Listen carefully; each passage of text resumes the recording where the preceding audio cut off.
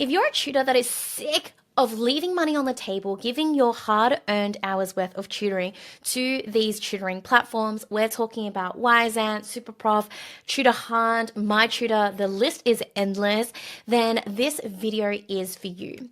I started out as a tutor on one of these job platforms, and I eventually was able to migrate successfully to becoming my own tutor, where I was able to take the full cut of the tutoring hour that I conducted, and eventually I built out this business to make over $2 million, and I had a team of 35 tutors, and we looked after thousands of students. And so I want you to know that you migrating from any of these tutoring platforms is absolutely possible. I was able to help many of my clients do so as well, and they were feeling the same things that you're probably feeling right now. You're probably feeling frustrated at not just the fact that these tutoring platforms take about a 25% commission from your tutoring session, but also the fact that you're probably getting a lot of students that are coming to you who are just looking for a hard bargain. They just want a free trial session from you. And so you pour all of your heart and soul into conducting this free hour of tutoring with the hopes that to be able to convert these students into paying clients, but then they just ghost you after the first session. And you've realized that this is a pattern that you're seeing on these platforms, that you're attracting a lot of these students who have no intention of actually signing up with you long term. They're just shopping around at all of the different tutors and finding the ones that are offering free trials. And thirdly, because you're on a platform where you're competing against hundreds of different tutors who may be teaching the same subjects and year level as you,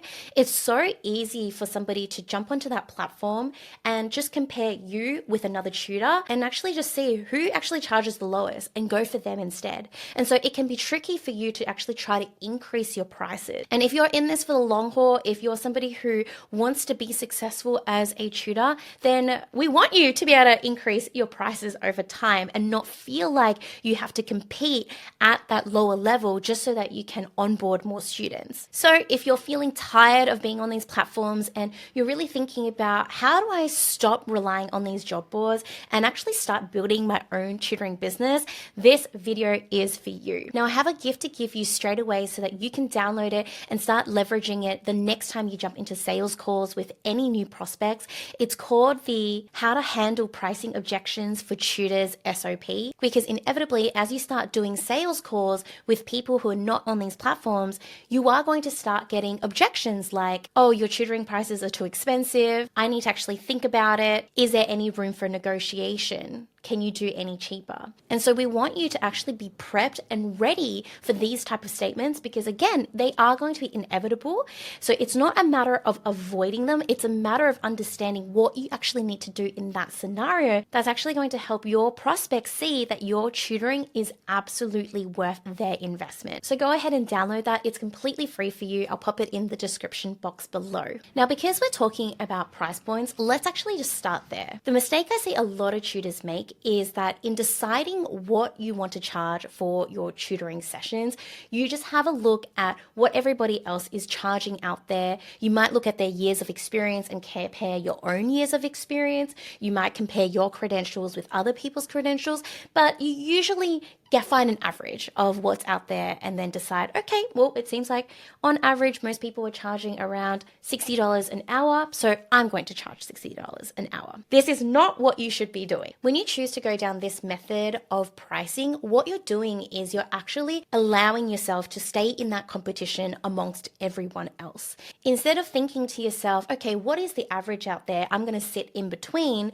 Start thinking to yourself, how do I increase the perceived value of my tutoring services? So at the end of the day, your goal is to become a better salesperson. And in order to do this, you actually need to look within and see in what ways can you stand out apart from the crowd. For example, in my situation, when I started out tutoring, I had no tutoring experience, no business experience, and I wasn't even the top of the class. But I looked at my own unique selling points. So for example, the fact that I studied pharmacy. If you're somebody who's studying pharmacy, then it's typically regarded as a prestigious career. And if you're able to study pharmacy, then people would typically see that you have done well in school. And so I leveraged this to my advantage. I promoted the fact that because it's difficult to get into pharmacy school, not only did I score well in my English, maths, and science subjects, but also it can showcase that I am diligent with my studies, that I have good productivity habits, that I have good study skills, which I could then impart upon my students. So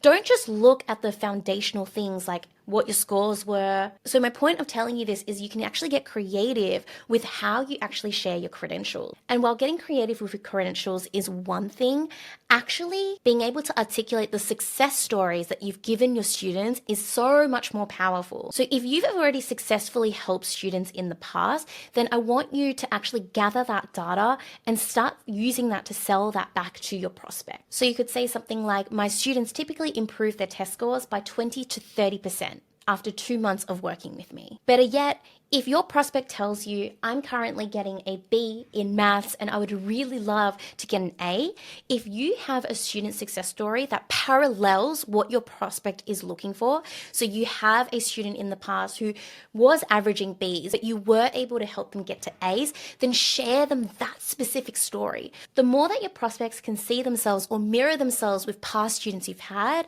the more likely they will actually commit to you because they can see that you've already helped students just like them in the past achieve exceptional results. So by learning how to better sell yourself, you'll be able to increase your prices more rapidly and have people actually be more willing to pay. But none of this is going to matter if you don't know where to actually look for these prospects. So the easiest way for you to stop relying on these job tutoring boards is to start leveraging your existing network. If you've had students from these job boards in the past that you have already wrapped up with, or you have existing students right now from these job boards, tap into them and ask them, do you know anybody who would be interested in tutoring? Getting referrals from people you know is one of the most effective ways for you to sign on board students, because when people get referred to you through their friends or colleagues or family members, they already have a higher level of trust with you because you've actually been referred from somebody that they know rather than just some random off the internet. A lot of the tutors that I've coached initially feel so awkward when it comes to reaching out to their existing clients or their old clients, but it's always the first reach out that feels the most awkward. The more times you do it, the more it actually starts to feel natural. And as you actually start getting referrals, you'll realize actually how efficient this marketing strategy is. I want to share with you the story of Julian, who's one of my Tutor Boss clients. He started doing word of mouth and leveraging his existing network. And by doing this, he actually signed on 8 new students successfully over the course of just 2.5 weeks. And because he reached out to his network, not just his existing students, his old clients, but also just anybody that he knew, colleagues, friends, family. This marketing strategy was so successful for him that he's constantly doing it over and over again every few months, just reaching out to the people he knows in his network. He has since been able to get booked out, he's hired more tutors for his tutoring team, and he's been able to double his profit as well within a year. So just know that getting off these job boards doesn't have to be difficult. You actually have everything you need right here, right in front of you. You have people that you know. You understand now that you don't want to create a competition amongst others. You want to create a competition of one where you become more effective at selling your own services. And while we're on that note, let's briefly talk about these free trial sessions. Now, you can absolutely do free trial sessions. However, the key to having more successful conversions is actually vetting out the people before they actually sign on for your free lesson. You want to have a conversation with them just to make sure that they are a good fit. And you know, just from having a quick 5-minute conversation with somebody, if they're likely going to be a good fit for you and your tutoring. I'd much rather spend 5 minutes vetting out somebody on a sales call rather than spending 60 minutes of a free trial only to know very early on in that trial that this person is probably not going to sign up with you long term. And then to actually be there and realize, oh, I need to spend the remaining 60 minutes because I've actually committed to this free session. So specific things you should be looking out for to see if somebody is actually going to be committed to you is, what are their goals when it comes to tutoring? Is it higher stake, like they've got an examination coming up in 5 months? Or is it low stakes, like, oh, they're just sort of wanting to improve their language skills, but, you know, it's not a big deal. They haven't really actioned on it over the past 5 years, so they're not really sure if they're actually that committed to it. get really clear with them on the pricing of your tutoring sessions. So ask them, this is my price point. Are you okay with this? And actually see what they say. If they're really skeptical and they say, oh, can you make it cheaper? Like, I'm not really sure. Then that also shows you that perhaps they're not going to be the best fit for your trial session. Of course, your trial session is there to help persuade them and encourage them to be okay with paying you that price point. But by having these small conversations, you get a good feel of whether or not you actually want to invest that 60 minutes or however long your trial session is with this particular person. Now, some alternative strategies for you if you're tired of doing free trial sessions. You can always do a paid trial session with a money back guarantee. So what this means is they do pay you for that session, but what you say is if you're not happy for whatever reason when it comes to this session, then I'm more than happy to give you 100% of your money back. So it's still similar in the sense that the prospect is trialing you and they can still get their money back. But in doing something like this, where you're charging them for the session, they're actually paying you for the session, you know that this person is going to be more committed than somebody who's just jumping on, booking in and doing a free trial with you. They've got more skin in the game if they've actually given you money. And so they're going to be more attentive in that free trial session and see whether or not you are worth it for them. Alternatively, what you could do is offer a discounted lesson instead of a free lesson altogether. Same thing as the example before, at least it means that they have more skin in the game and you've got a more committed, more ideal client who signed up on board with you. The amazing thing about doing a money back guarantee is that you actually get good quality data if that person says to you, actually, I didn't enjoy the session, can I have my money back? Because they're forced to tell you what was actually wrong about the session, which gives you information for you to get better in the future with your trial sessions, as opposed to somebody who just joins in on the free trial sessions and then just ghosts you and never to be seen again, and you have no information as to why they've decided not to continue on with you. When you collect data like this on why that session wasn't actually of value to them, it then teaches you, okay, I'm charging this much, but they perceive the value at this much. How do I actually close that gap and what should I do as a result? So my goal in this video is to help you recognize that it's your mission to close this gap so people are willing to pay you what you ultimately want to charge.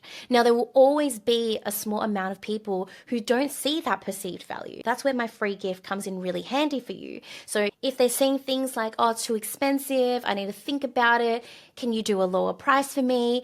Then you always want to make sure that you've got the tools ready to articulate how you can close that gap for them. So if you haven't downloaded that gift yet, then feel free to do so in the description box below. Now, if you're excited to finally jump off these job boards, I'd love for you to comment the word leap, just so that I know you've reached all the way until this part of the video, that you've gained some value of it, and that you're ready to commit to yourself that, hey, I'm ready to leap off out of this job board and start creating my own tutoring business for myself. There are probably a few things you're still thinking about and still concerned about with working for yourself. For example, how to collect money as an online tutor now that you're not doing these job boards anymore, student contracts to help protect you and the student, especially now that you don't have this third party in the middle of the two of you. How do you persuade clients to engage with you and your services? And so if that's the case, then I encourage you to watch my video, The Ultimate Beginner's Guide to Become an Online Tutor. And the other video you might enjoy where I talk about how free trials typically aren't enough to convince somebody to sign up with you, called Your Blueprint, How to Get Booked Out as a Tutor, is over here.